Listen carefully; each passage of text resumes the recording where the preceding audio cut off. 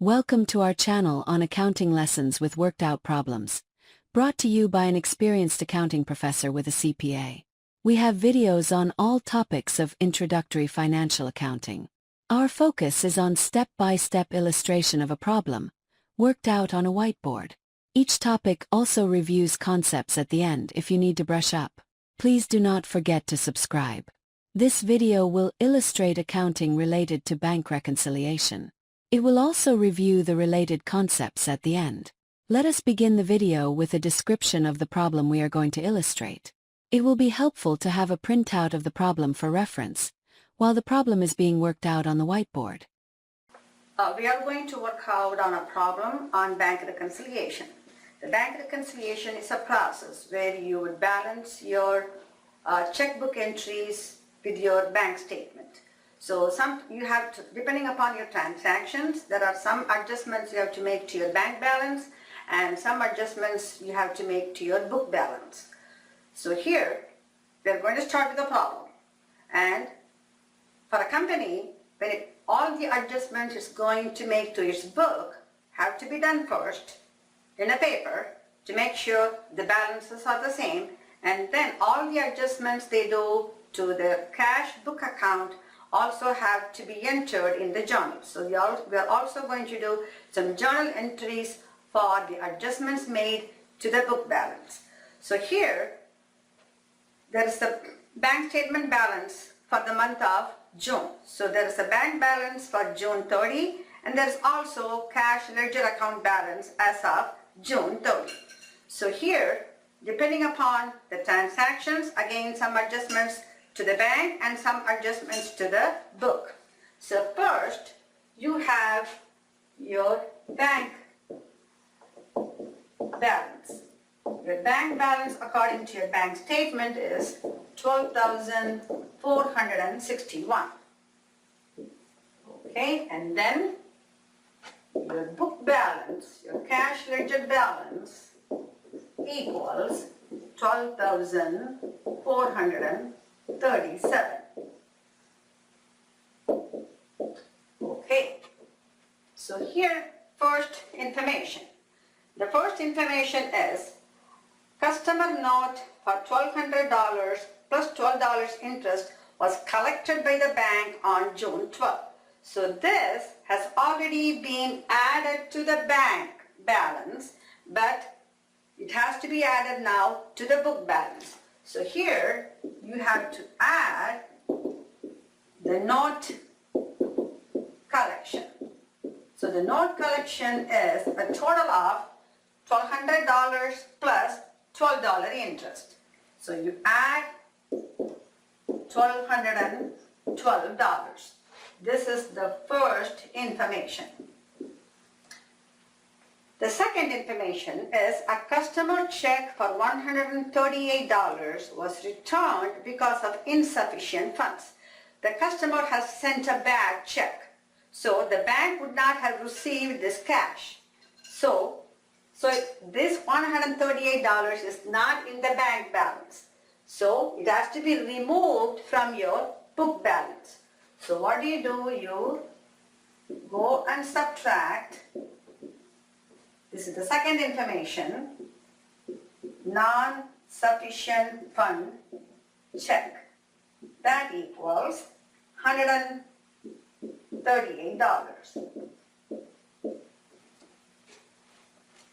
Number 3, the monthly bank service charge is $15. So this $15 has been taken out of this bank balance. So now it has to be taken out of your book balance. So number 3, service charge $15. You subtract. Number 4, a deposits for $1,142 made to the bank on June 29 did not appear on the bank statement.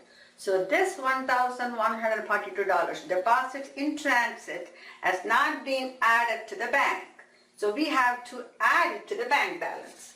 So here the addition to the bank balance would be number 4, deposit in transit. That equals 1142.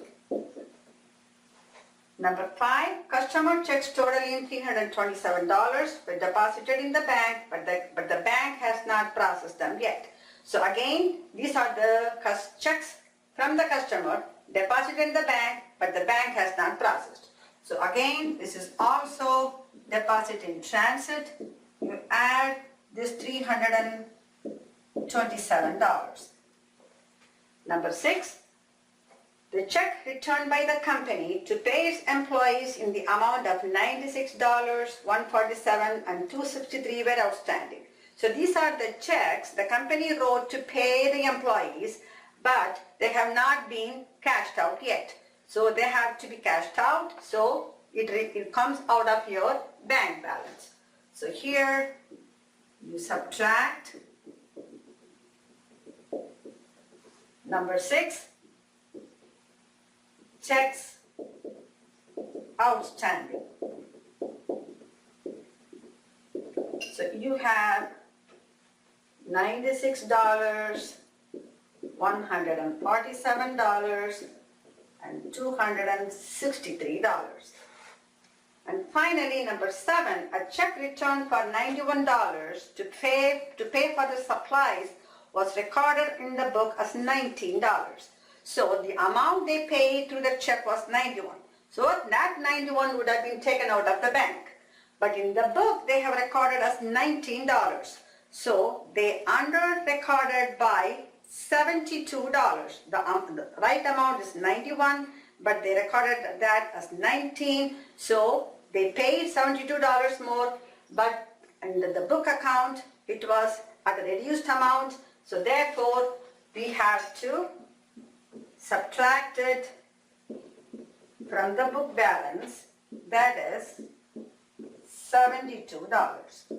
So now, after all these adjustments, both the balance should be the same. So if you look at the balance after all the adjustments, we added 1142 deposits in transit, we added another 327 deposit in transit, then we subtracted all these outstanding checks. Now your adjusted or corrected balance equals $13,424. Here, the book balance, we added the note collection and the interest, and then we subtracted the bad check, service charge, and for the mistake. Now, after all the adjustments, your book balance is also $424. So after all the adjustments, if they are properly done, the bank balance and the book balance should be the same. Now, these are all the adjustments, that is addition and subtraction we made to the book. These also have to be recorded in proper accounts.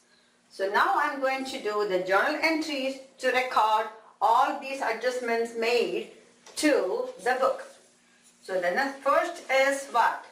They added $1,212, and the information says this is the note and the interest collector. So for the first one,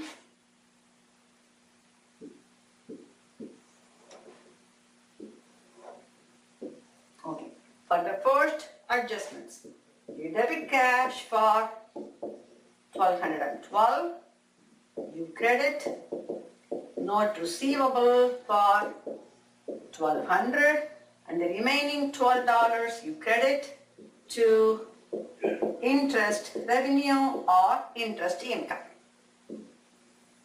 The second one, non-sufficient. This is a check that has not been cashed. This is from a customer. So the customer still owes what? $138. Therefore, you will debit accounts receivable $138 and you will credit cash $138. And number 3, this is a service charge by the bank. You can call it bank service expense. You debit 15, you credit cash 15. Number 4, this is an error made for the payment of supplier. So you debit accounts payable 72 and you credit cash 72. So this is a bank reconciliation, as I said, after all the adjustments properly done to the bank balance and the book balance, both the balance should be the same, and then all the adjustments you made to the book should be entered into the proper accounts using the journal entries. Before we close the first video on bank reconciliation, let us review the concepts behind the problem we illustrated. Now, bank reconciliation. Now, what is the other name for bank reconciliation? It's nothing but balancing your checkbook. If you guys have a bank account and you also have a checkbook and also a deposit book, you will have to balance everything so that the cash balance in the bank account and in your checkbook should be the same. This is exactly what we call the bank reconciliation. And why do we need this? This is to safeguard the cash in the bank, because it is easy to make mistakes in the cash account, and also bank people also will make mistakes in their handling of your bank account. And also, this is to keep an accurate record keeping of the cash ledger account. And also, this is also necessary to adjust for the disparities between the bank account and the cash ledger account balances. Now, why are there differences in your cash ledger account and the bank balance? First one, there are items recorded by the company. That is, all the cash related items will be recorded by the company in the cash ledger account, but this may not be recorded by the bank. That means the bank account has not been adjusted for some of the items you have already recorded in the cash account. What are these items that are recorded by the company but not by the bank? Number 1, deposits in transit. These are the checks or the cash deposited in the bank by the company. So these cash and these check amounts have already been recorded by the company in the cash ledger account, but the bank has not yet processed and updated the company's bank account balance. Second one, checks returned and outstanding. These are the checks returned by the company to pay other parties. When the companies write the checks to pay the other parties, the cash accounts have been recorded for all these checks written out. But the bank has not processed these checks yet, or the recipients of the checks have not cashed them out. Number 3, non-sufficient fund check. This is also called insufficient funds. These are the bad checks given by the customers or the clients. Once the company receives these checks from the clients and the customers, the cash account has been increased. But since these are bad checks, these amounts have not been deposited in the company's bank account.